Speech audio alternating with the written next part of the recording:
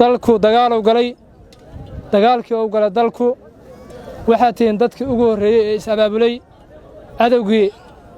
la iclaamiyey in lala dagaalamo madaxweynaha jamhuuriyadda ahna taliyaha guud ee ciidamadana uu iclaamiyey deegaan kastoo haddii aa laheeday galguduud iyo hiiraan shabeellada dhexe waa saddexda gobol ee ugu horraysay ee dagaalkan ii sheeg nimankaa lala galay guulo waaweyn ee laga soo hooyey waxaan is leeyahay marka dadka ugu nasiibka badanaad tihiin ilaa waxaan aaminsanahay inaad deegaankiinna xuraysateen haddana aad ilaashanaysaan ee aad diyaar u tihiin inaad deegaanadiinna ilaashataan guddoomiyihiinna gobolkana iyo guud ahaan maamulkiinna stateskana waa idin garab taagan yahay annagoo xildhibaanadii federaalka waa idin garab taagannahay waxaan u baahannahay marka deegaanadiinna waana diibsateen waana sugateen amnigiisa waxaa laydinka rabaa inay u gudubtaan deegaannada kale ee dadka ehelkiinna walaalihiinna ah ee weli ay nimanku ku habsan yihiin adinkoo og dhibka uu leeyahay nimankaas xukunkoodu waxaan idin leeyahay boqolkiiba boqol waa idinka mahad celinaa mahadcelinta iyo salaanta iyo hambalyada madaxda qaranka waxaa gudbiyey xildhibaanka igu horreeyey xildhibaan maxamuud abukaato balse waxaan rabaa inaan idiin sheego aadna aragteen dalku inta badan waxaan dhihi karaa boqolkiiba 85 uu ka xureebay kooxaha argixisada ah markaan saas leeyahay waxaan rabaa dadka inaad dhiirigelisaan u sheegtaan cadow laga baqa inuusan jirin oo cid baqayso oo maanta argixisa ka baqaysaahu waxay ka baqaysaysa aqoonin waxa taqaanaa laga baqaa awan ilaahay laga baqaa marka xiga waxaad og tahay awoodda ay leeyihiin ee capacity ay leeyihiin laga cabsadaa waxaan jiraa ka cabsata ka war waxaadan ogeyn ka baqdane waxaan idin leenahay nimankan diinna ma yaqaanaan dhaqanna ma yaqaanaan laakiin waxay yaqaanaana jira midkaana yaqaanaan wax kale yaqaanaan ma jirto qofkii isku dayda inay wax kale kula hadashana way isku wareerayaan si ay isugu wareerina marka nimankan inaad kula hadashaan waayo qoryahan aad wataan ilaa maarta yaqaanaan ee war ma yaqaanaan waxaan idin leeyahay waa maasatihiin dadka deegaanka si guud deegaano badan aan tagnay haddana waa joogi doonaa waa idila joogi doonaa waxaan meesha ka maqnayn dadaalada iyo dhiirigelinta ciidamada qalabka sida gaar ahaan ciidanka xoogga dalka Soomaaliyeed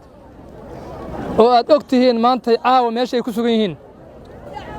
difaacyada iyo weerarka ay argixisada xilliga hadda aan joogno ay ku yihiin iyo kuwa hadda soo galayo waa ka war haysaan waa la socotaan in cir iyo dhul nimankan lagala dirirsan yahay waa la socotaan inay qof kastoo socota inay ka cabsanayaan gaadiid kastoo socda ay ka cabsanayaan guuxa hawada isbedeshay inay ka cabsanayaan dad saas aad ragna ka baqa waxaan idin leeyahay dadkaas halala hadlo hana loo sheego dadka deegaankan soona warciisa war dhagax iyo gaalaafa hadda aan joogno hadda aan ku sugannahay waxaan ognahay inaad iskana xureyseen ammaankiina aad sugateen ciidamadii qalabka sida gaar ahaan ciidanka xoogga dalka Soomaaliyeedna markay arkeen aragtidiina iyo awoodiina iyo inaad ka adag tihiin kooxaha argixisada ah waxay aadeen difaaci hore waxay ay hiigsanayaan waa in maalmaha soo socda ilaahay idinkiis in lagala wareego deegaanada fraktoriska ah ay ugu horeyso degmada Aadiyabaal annagana xeebtii jirnaa waa ka war haysaan waxaan rabnaa annagana isbuucida inaan soo xirno soona xardheere iyo ceeldheer iyo dhulka in la isku xilaal rabaa haddii intaas la sameeyana nimankan ma ciigsanaya ayaga u taallaa deegaanada isteedyada aan diyaarka u ahayn in la dagaalamaan argixisada annaguna waa riixaynaa ayagaan u gelinaynaa hore waa u dhibanaayeen dhibka ayagaa loo badinaa haddii kale waa inay kacaan oo iskala dagaalamaan kooxaha argixisada ah maanta waxaan arkayey in abaabulku uu ka bilowday magaalada Kismaayo oo ay madaxdii qarankana ay ku sugan yihiin deegaankii stateka Jubbaland uu soo bandhigay quwad ciidan isugu jira dad deegaan iyo ciidamada qalabka sida waxaan rabnaa madaxweyne Axmed Madoobe waa yaqaan cadow si loola diriro nimankaana kuma sii jiraan waxaan rabnaa inuu annagana nakaashado dawladda federaalkana kaashado ciidanka oo maanta soo bandhigayana waa ku filan yihiin waana ka badan yihiin deegaanada jubbooyinka waa lagu qaban karaa agtana waa lagu mari karaa nimankan laakiin haddii wax la soo bandhigayo laakiin qalbiga aan diyaar laga ahayn wax la qabsan karaa ma jiraan waxaa loo baahan yahay waxaa waayo sida dadkan meesha fadhiyaahu ay isaga kiciyeen cadowga midka ku dhex jiro tiftifkaana isaga dhex saareen haddana inay baacsadaan ay diyaar u yihiin deegaan kasta ee dalkeena Soomaaliya ka mid ah taasaa looga baahan yahay reer Hiiraan waa dadaaleen reer Galguduud waa dadaaleen waana wadaan Jubbaland hadday ka bilaabatay waxaan rabnaa Baay iyo Bakool inay ka bilaabato iyo Shabeellada hoose oo aan ognahay in ciidanka xoogga dalka ay si quwad leh oo xoog leh u joogaan gobolka Shabeellada dhexe difaacyadooda ay adag yihiin laakiin haddana waxaan ka meerheen cadowgan dhibaatada uu ku hayo gobolka Shabeellada hoose ka wada iyo Baay iyo Bakool iyo Jubbooyinka waxaan rabnaa inaan u sheegno dadkan nimankan waa jilcan yihiin dadka ugu horeeyo dawladuna ay garatay inay nimanka iska kici karaanna adinka waay dadka ciidan u noqonayo oo faa'iidada deegaankan cadowgu laga kaxeeyana waxaa laga rabaa in adinku dhaxashaan in cid kale iyo timaado ay ku noolaato ama ay ku nacfiso waa habeenkii xala tagay adinka la idinka rabaa in ciidan noqotaan adinka la idinka rabaa sidiinaan qoryahan aad la soo baxdeen kii duugnayn aad la soo baxdeen mid cusubna aad gadeen waxaa la idinka baahan yahay inaad ku ilaashataan deegaanadiina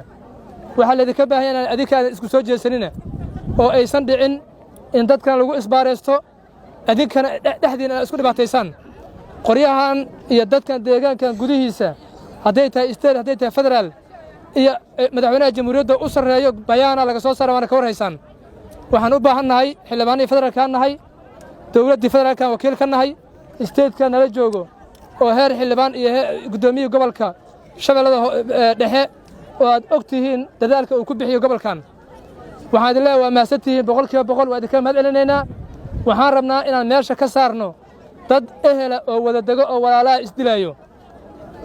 waxaan rabnaa inaan meesha ka saarno argagixiso ayaa ku sugan dhul dadkaana u dego reer Warciise iyo reer Hadeelo Keedmaayo Gaaleef soona war dhagax argagixiso waxay ka goysay eeguna ogyihiin annagana ognahay adinkuna haddaad ka goyseen ayagi inaad sii xajisataan idinka rabaa